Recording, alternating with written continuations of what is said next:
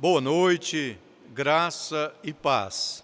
Hoje é domingo e todo domingo é dia do Senhor. Mas hoje, dia 4 de abril de 2021, é um domingo especial, é um domingo diferente. É o domingo em que toda a cristandade ao redor do mundo comemora a ressurreição do Senhor Jesus Cristo, porque a Páscoa apontou para o sacrifício de Cristo, para a sua morte e ressurreição. Ao mesmo tempo em que a verdadeira Páscoa, que é a pessoa de Cristo Jesus, todas as vezes que é celebrada mediante a ministração da ceia do Senhor, anuncia que este Cristo Jesus virá. Ele virá para levar a sua igreja. E esse é o tempo oportuno de salvação. Enquanto estamos aqui neste mundo, vivendo nesta terra, temos a oportunidade de falar e ouvir do amor de Deus, temos a oportunidade de crer com o nosso coração e de confessar com a nossa boca que só Jesus salva e que não há embaixo do céu, em cima da terra, nenhum outro nome pelo qual importa que sejamos salvos, senão o nome de Jesus Cristo. Hoje nós vamos dar sequência aos estudos que temos feito na carta aos Hebreus e vamos estudar sobre o tema a superioridade do sacrifício de Cristo. E o nosso texto é o texto do capítulo 9 de Hebreus. À medida em que eu fizer a leitura dos trechos, eu farei a explicação. Temos 28 versículos, para que não distraiamos na atenção, então nós vamos fazer desta forma. Inicialmente, Hebreus capítulo 9, do verso 1 ao verso 10. Hebreus 9, de 1 a 10. Assim diz a palavra do Senhor. Ora, a primeira aliança também tinha preceitos de serviço sagrado e o seu santuário terrestre. Com efeito, foi preparado o tabernáculo, cuja parte anterior, onde estavam o candeeiro e a mesa e a exposição dos pães, se chama o Santo Lugar. Por trás do segundo véu se encontrava o tabernáculo que se chama o Santo dos Santos, ao qual pertencia um altar de ouro para o incenso e a arca da aliança, totalmente coberta de ouro, na qual estava uma urna de ouro contendo o maná, o bordão de Arão que floresceu e as tábuas da aliança. E sobre ela os querubins de glória, que com sua sombra cobriam o propiciatório. Dessas coisas, todavia, não falaremos agora pormenorizadamente. Ora, depois de tudo isso, assim preparado, continuamente entram no primeiro tabernáculo os sacerdotes para realizar os serviços sagrados. Mas no segundo, o sumo sacerdote, ele sozinho, uma vez por ano, não sem sangue, que oferece por si e pelos pecados de ignorância do povo, querendo com isto dar a entender o Espírito Santo que ainda o caminho do santo lugar não se manifestou, enquanto o primeiro tabernáculo continua erguido. E é isto uma parábola para a época presente.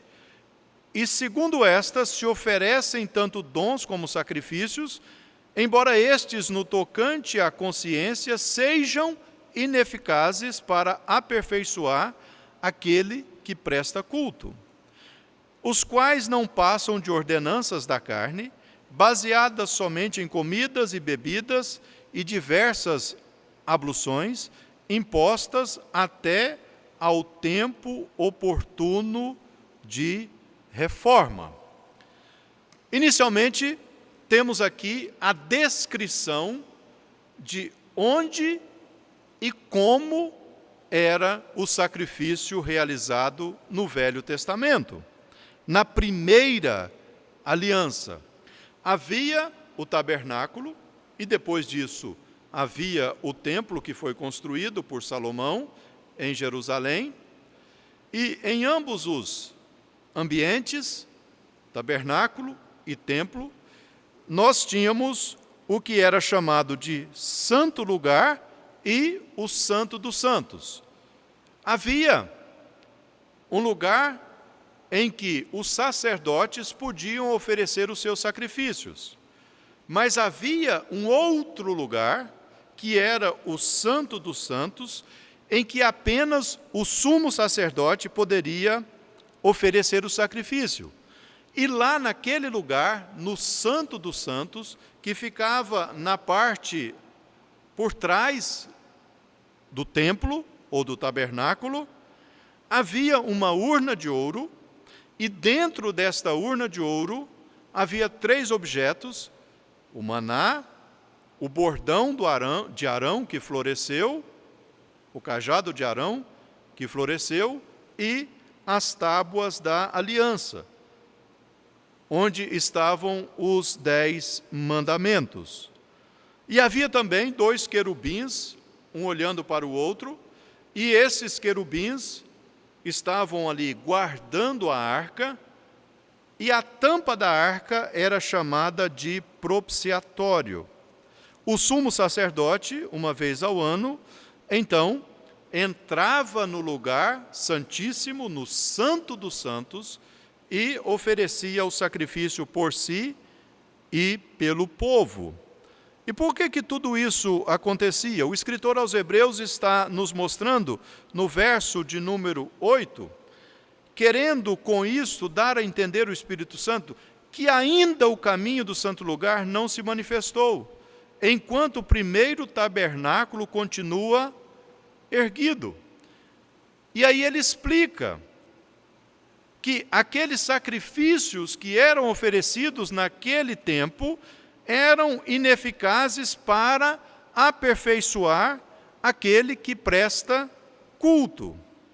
E por que eles eram ineficazes? Porque eles não passavam de ordenanças da carne, baseadas somente em comidas, bebidas, diversas abluções, impostas até ao tempo oportuno de reforma. Temos estudado e temos visto que o escritor desta carta, ele tem como principal assunto a superioridade de Cristo. E por que a superioridade de Cristo agora sobre o sacrifício?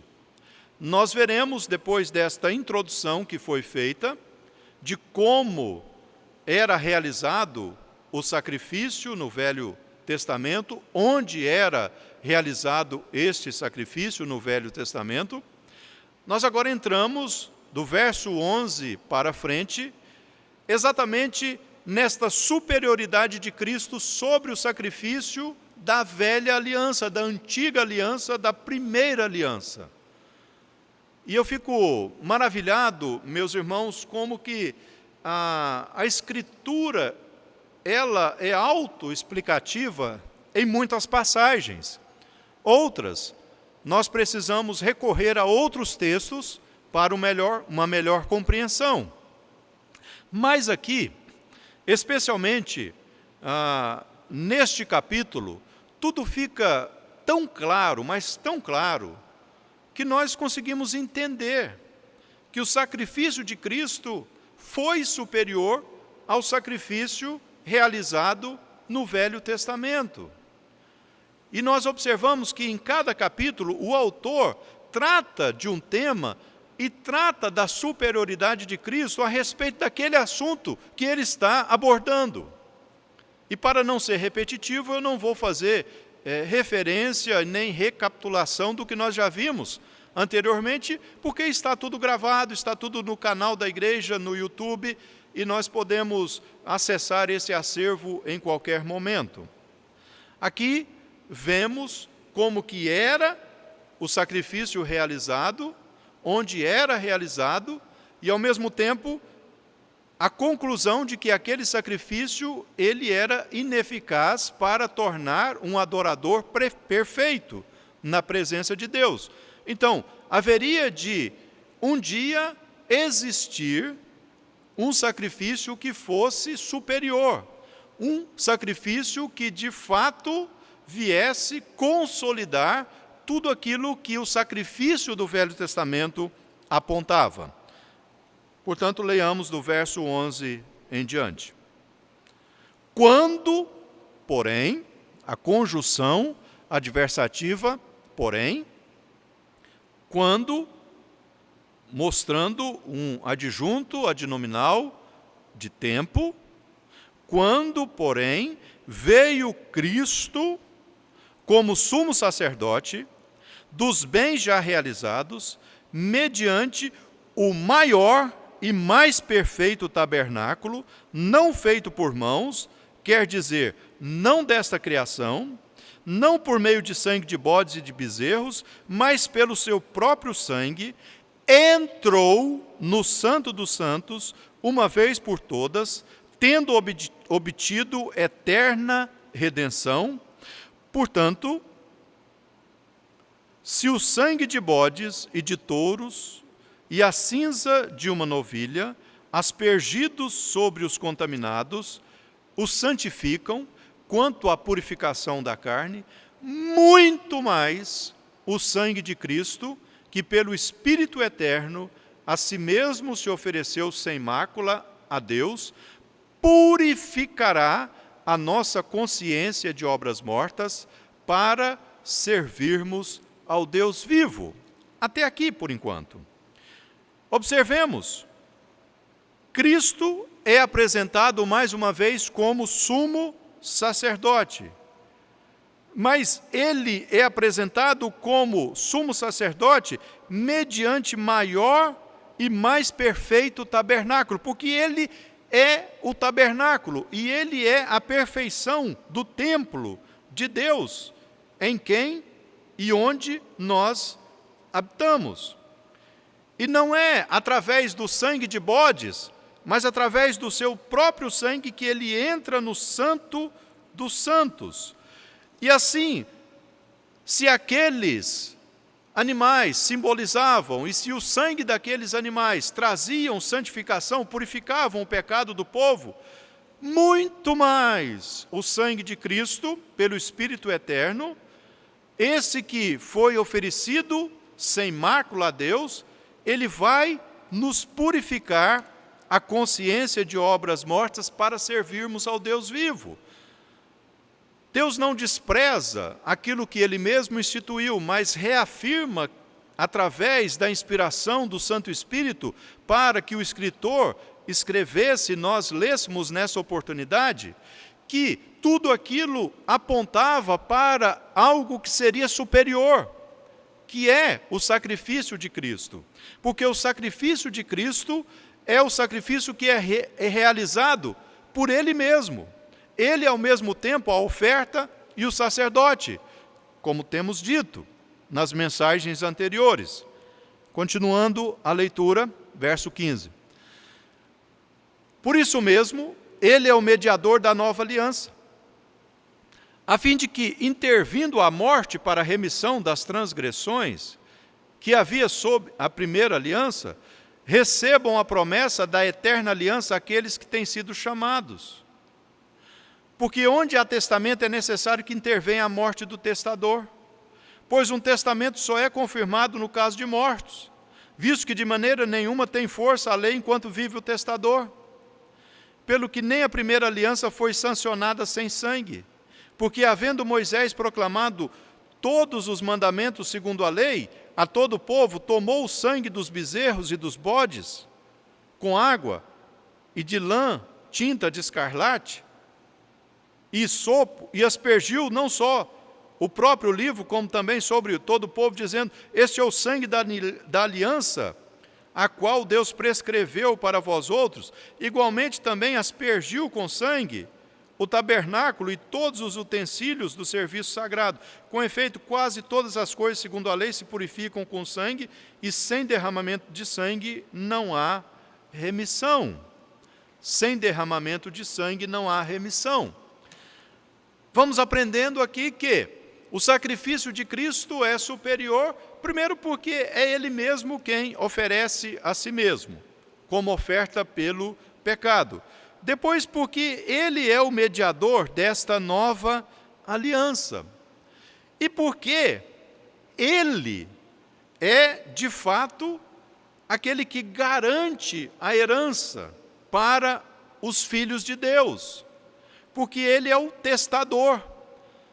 E se o testador não morre, os herdeiros não têm direito à herança. É assim que acontece, nós sabemos, até nos dias de hoje.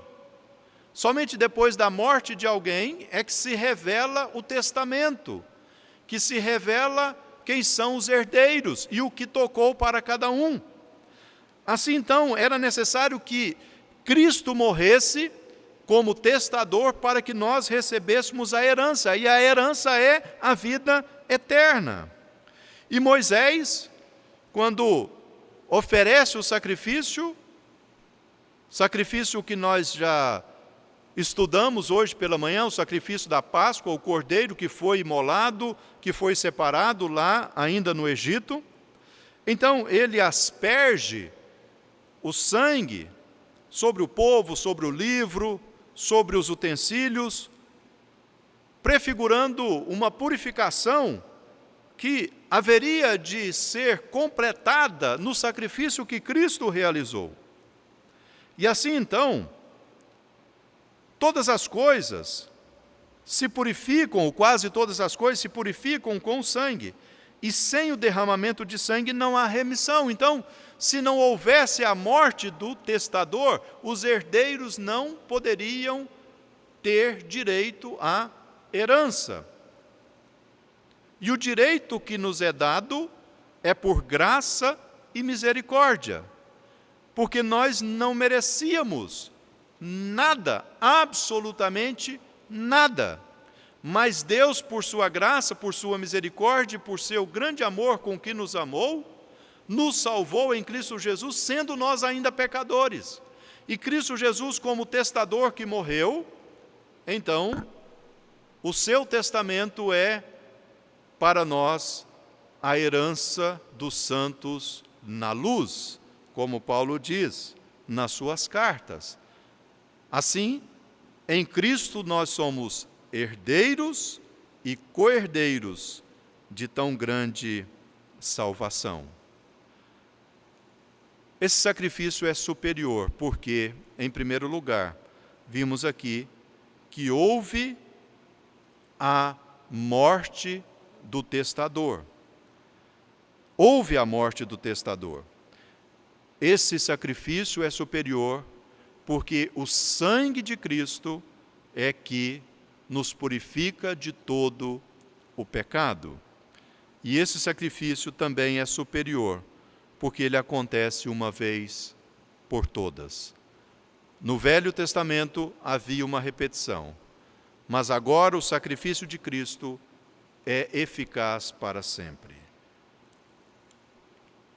Versos 23 e seguintes. Era necessário, portanto, que as figuras das coisas que se acham nos céus se purificassem com tais sacrifícios, mas as próprias coisas celestiais com sacrifícios a eles superiores. Porque Cristo não entrou em santuário feito por mãos, figura do verdadeiro, porém no mesmo céu, para comparecer agora por nós diante de Deus, nem ainda para se oferecer a si mesmo muitas vezes. Como sumo sacerdote, cada ano entra no Santo dos Santos com sangue alheio. Ora, neste caso, seria necessário que ele tivesse sofrido muitas vezes, desde a fundação do mundo. Agora, porém, ao se cumprirem os tempos, se manifestou uma vez por todas, para aniquilar pelo sacrifício de si mesmo o pecado. E assim como aos homens está ordenado morrerem uma só vez, vindo depois disso o juízo, assim também Cristo, tendo se oferecido uma vez para sempre, para tirar os pecados de muitos, aparecerá a segunda vez, sem pecado, aos que o aguardam para a salvação. Olhando para os versículos iniciais do texto que nós lemos, o escritor nos dá conta de como era realizado o sacrifício, onde era realizado o sacrifício e o que era usado nesse sacrifício. O sacrifício era realizado no santo lugar, ou também no Santo dos Santos, pelo sumo sacerdote. O sacrifício era realizado pelo sangue dos animais que apontava para Cristo, mas tudo isso era apenas sombra, era necessário que um tabernáculo eterno surgisse, e era necessário que um sacrifício eficaz pudesse ser realizado para que os adoradores pudessem ser aperfeiçoados. E Cristo, como sumo sacerdote, o perfeito tabernáculo, ele entra no Santo dos Santos e ele oferece o sacrifício de si próprio, a si mesmo se ofereceu sem mácula a Deus, ele que é o mediador desta nova aliança, ele que morre a morte de cruz, ele é o testador, portanto, nos dá a herança, e a herança é a vida eterna com ele. O seu sangue é derramado para a remissão dos nossos pecados. E agora, então, Cristo Jesus é nos apresentado aqui como aquele que entra não lá no Templo de Jerusalém, e o Templo de Jerusalém existia no período do ministério público de Jesus, ele foi destruído anos depois, mas Cristo não entra como sumo sacerdote lá no Santo dos Santos do Templo de Jerusalém, não.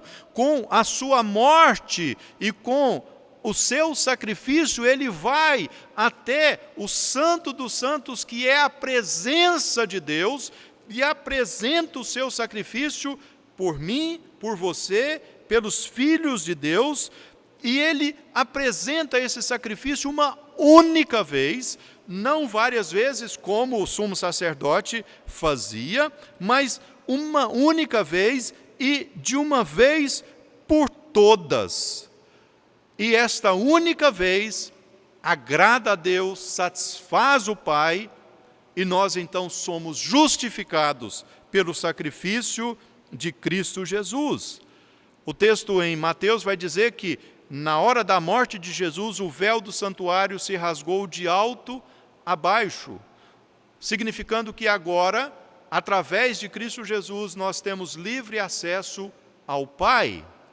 E esse texto, irmãos, conclui nos mostrando esta superioridade de Cristo sobre o sacrifício, porque é um sacrifício realizado uma única vez e tem uma eficácia para a eternidade. Como vimos nos pontos anteriores, é um sacrifício eficaz porque o próprio sacerdote é oferecido, o próprio Filho de Deus é oferecido, o testador morre a nossa morte, morte de cruz, e o seu sangue, que é precioso, é derramado em nosso favor, mas tudo isso é realizado de uma única vez e de maneira eficaz, porque o texto diz, Cristo não entrou em santuário feito por mãos, ele entra na presença do Pai, e nem ainda para oferecer a si mesmo muitas vezes, não, de maneira alguma,